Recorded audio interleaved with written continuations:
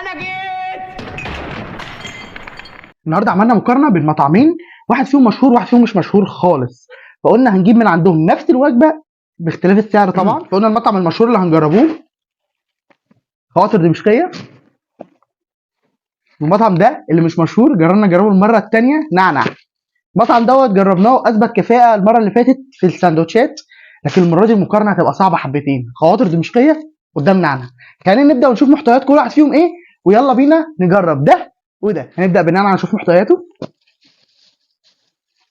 ده اعطيني هنا طبق توميه وشطه، وده المفروض البوكس اللي فيه الاكل. معاه معلقه عاديه خالص. ده البوكس هنفتحه مع بعض ونشوف فيه ايه البوكس ده. هو باين جدا ان فيه عيش طبعا على الوش اهو. هو عاطيني هنا العيش ده واحد سندوتش سوري ومعاه واحد سندوتش لبناني. وده شكل الوجبه معانا. الوجبه باينه ان هي فيها 3 قطع كريسبي ورز تحت، بطاطس ومخلل. الوجبه دي سعرها 60 جنيه. طبعا طبق التوميه موجود معانا اهوت. هنجربهم بقى واحده واحده. هنجربوا الوجبه ديت مع بعض ونشوف. دي الوجبه ام 60 جنيه من المطعم المشهور. يلا بينا نبدا بيها. بسم الله. ده الكريسبي. ده شكل الفراخ من جوه، باينه ان هي نظيفه.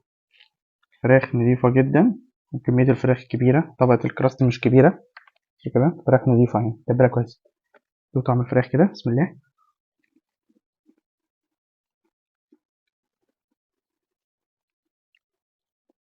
الفراخ طعمها حلو. هنبقى ندوها بالتوميه كده بتاعتهم. فراخ طازه فريش.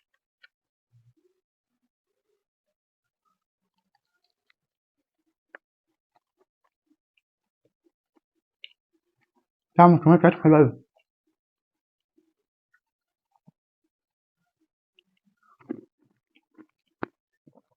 الشطه والتوميه بتاعتهم طعمهم حلو قوي بصراحه، والفراخ فريش. طبقه الكراست اللي بره بتقرمش حلو قوي. يعني الوجبه دي لغايه دلوقتي طعمها ممتاز. خلينا ندوق طعم الرز بتاعهم ايه نظام. الرز ده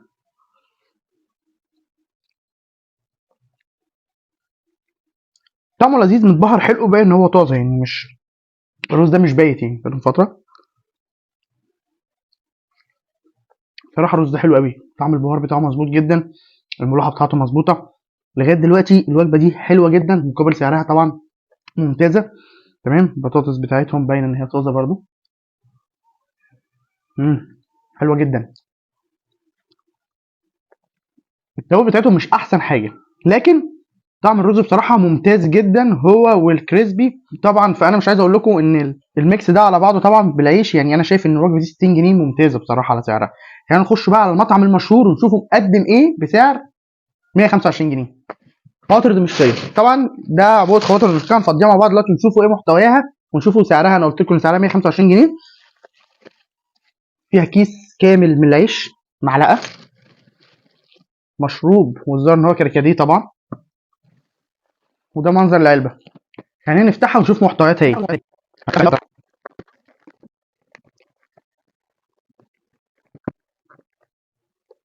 دي محتويات العبوه.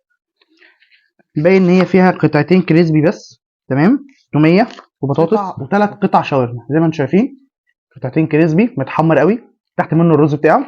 هنشوفه بقى ايه الطعم. طبعا معاها كيس العيش دوت فيه 3 أرغفة. رغيفين بس، رغيفين بس، في رغيفين بس. حلو. فهنشوفه بقى الطعم فيه ايه نظام. خلينا نبدأ بالكريسبي زي ما بدأنا المرة اللي فاتت. من الواضح هنا بصوا ان الفراخ كميتها اقل من الكريسبي التاني اللي هو بتاع المطعم اللي مش مشهور. شايفين؟ بس خلينا ندوق طعم ايه نظامه كده. بسم الله.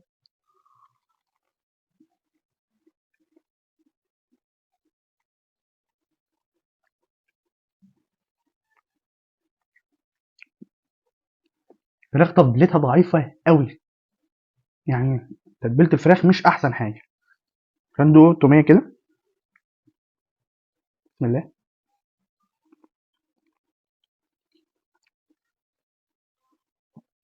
التومية طعمها حلو ولذيذة جدا، لكن تتبيلة الفراخ مش احسن حاجة. وباين قوي ان طبقة الكريسبي اللي على الفراخ متحمرة جامد قوي، فمديها طعم تحس ان هي كانت هتتحرق. بس طعم الكريسبي زي ما انا قلت التتبيلة بتاعته مش احسن حاجة. يعني حاسس ان هو محتاج يتبل اكتر من كده. الرز بتاعتهم باينة برضك ان هي طازة. بس في بقى تعليق، دي البطاطس بتاع مطعم نعنع، كانت بطاطس بيت تقريبا، دي فارم فريتس، ففي الغالب يعني هتبقى طعمها احلى. خلينا ندوقها كده. بسم الله. فعلا طعم البطاطس دي احلى وفي فرق كبير، لكن طعم الكريسبي مش احسن حاجه. خلينا نخش على طعم الرز بقى، ده اللي بيفرق معايا جدا في الوجبه، خصوصا في الوجبات ديت. هو كميه الرز تقريبا متساويه يعني، انا هقرر لكم كميات الرز كده بالاثنين. بصوا ده مقارنه، ده كميتين الرز اللي موجودين في المطعم ده في المطعم ده، شايفين الكميتين تقريبا نفس الكميات، بس انا شايف بقى ان ده متبهر اكتر، يعني لونه مصفر اكتر. فخلينا بقى نشوف الطعم، الطعم هو اللي هيحكم بقى. بسم الله.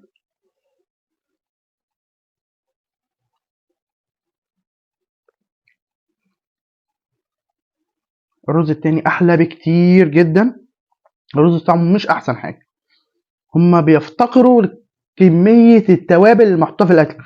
يعني انا شايف ان لا، الرز ده طعمه مش احسن حاجه، التاني كان طعمه احسن بكتير بكتير.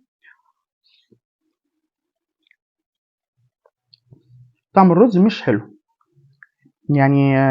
الوجبه كريسبي وكقطع، انا شايف ان قطع الكريسبي هنا قطعتين، هنا ثلاثه، تمام. طبعا المطعم المشهور هو كده بقى معاه هنا زياده فيه 3 قطع شاورما. خلينا ندوق الشاورما كمان، خلينا ندوق الشاورما كمان. بسم الله.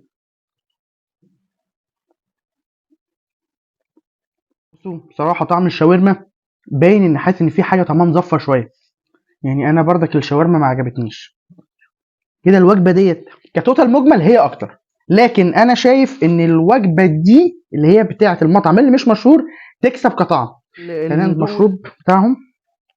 بسم الله. هو انا حقيقي مش عارف ده ايه، يعني ده مش كركديه، هو طعم الميه بالموارد فيه عاليه قوي، ممكن يكون شربات، لكن ده مش كركديه خالص، ده شربات ورد مش حاجه تانية. ده يفتقر تماما ان هو يكون كركديه، يعني مستحيل يكون كركديه. ف كده انا شايف ان وجبه خواطر دمشقيه تقريبا مفيش حاجه حلوه في طعمها غير التوميه والبطاطس، غير كده بصراحه الكريسبي طعمه مش احسن حاجه، نسبه الفراخ فيه جواه قليله شويه، طبقه الكراست اللي عليه عاليه، لكن حاسس ان هي كانت هتتحرق منهم، وطبعا ده باين جدا، يعني انا مش محتاج ان انا اكون بوصف ده، يعني شايفين كده ده منظر، ده الفرق بينهم. فطبعا باين ان طبقه الكراست باينه فعلا ان هي كانت هتتحرق منهم، بجانب ان التوابل بتاعه الرز قليله، والفراخ بصراحه مش مخدومه. انا على غير العاده ان انا بجرب خطوه دمشقيه كتير، لكن على غير العاده ان انا اجيب وجبه بالطعم ده، في حاجه مش متظبطه المره دي.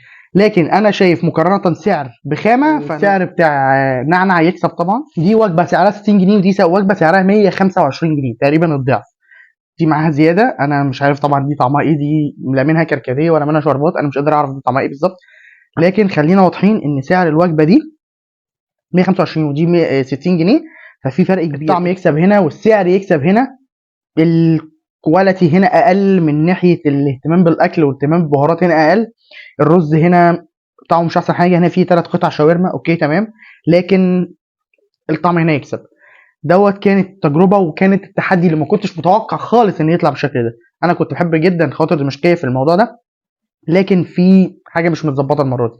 طيب دي كان نهايه الفيديو بتاعنا النهارده، دي كانت تجربه الوجبتين الكريسبي مع مطعم مشهور مطعم مش مشهور. ما تنسوش تكونوا بتعملوا لنا سبسكرايب عشان تتابعوا كل حاجه جديده بتنزل معانا، وما تنسوش كمان تقولوا لنا في الكومنت اي حاجه حابين تجربوها نكون بنشاركوها مع بعض. وحابب اقول لكم في نهايه الفيديو سلام.